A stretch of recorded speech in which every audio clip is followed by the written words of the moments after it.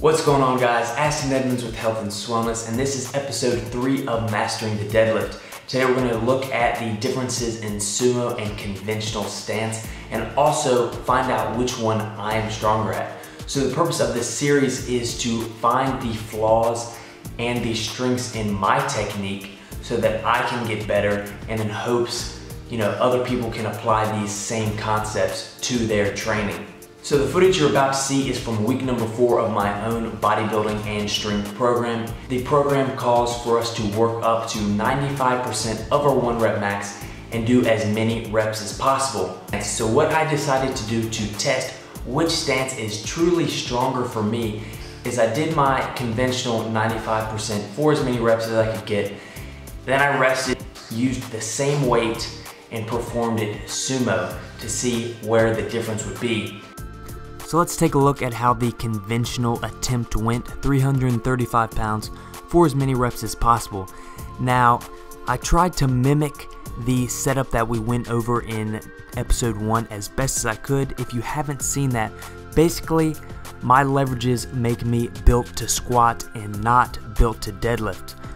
I have a long torso and short femurs, which means I'm very quad dominant, so I tried to turn my conventional deadlift into a more quad dominant exercise.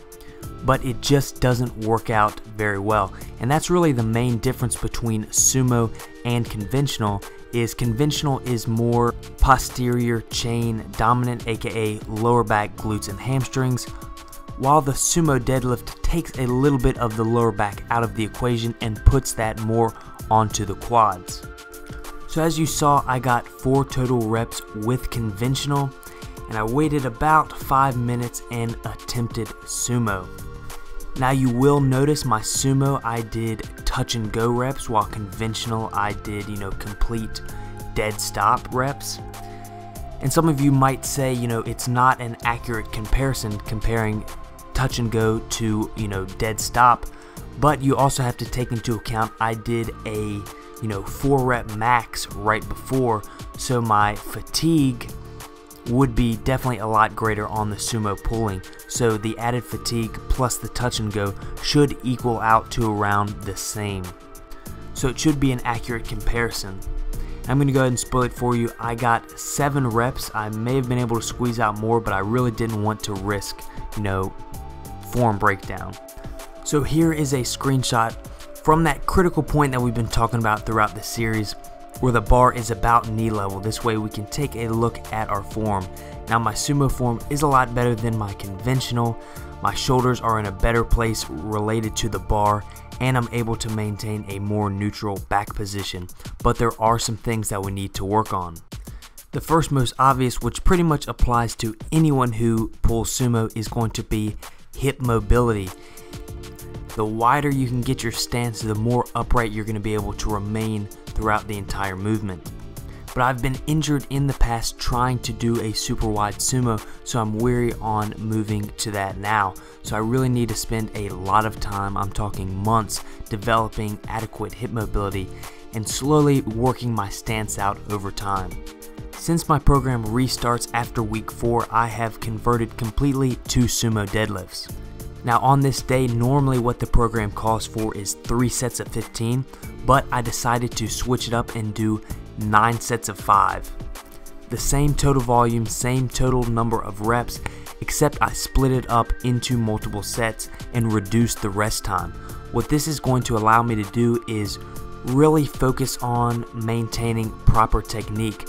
Normally when you do high rep sets such as 15, reps 10 to 15 tend to get a little sloppy due to fatigue, but by stopping after 5 reps, I'm able to keep my form integrity and really practice the movement, really drill in that motor pattern. So as I'm rewatching these clips, I'm noticing some major flaws in my form. Hopefully by me pointing them out, that's going to allow me to correct them and for myself to get stronger, but maybe me pointing them out will make some of you all aware of the mistakes that you're making as well. So the biggest one that I see is really a combination of 2 different things. The first being I'm not sitting back enough at the starting position, and to go along with this, in order to sit back more, I need to lower my hips. I'm starting with a very high hip position, which is good more for conventional deadlift, but on sumo deadlift, you really want to use your quads to break the weight off the floor. It should be more of a squat or a leg press off the floor, and then as you raise the bar up, you use your hips, glutes, hamstrings, all that to lock the weight out. Now, to get a lower hip position, the best way to do this would be for me to widen my stance, but I already talked about that. I want to slowly and gradually widen it over time and not jump into it because I don't want to risk injury. But we're coming to the end of the video.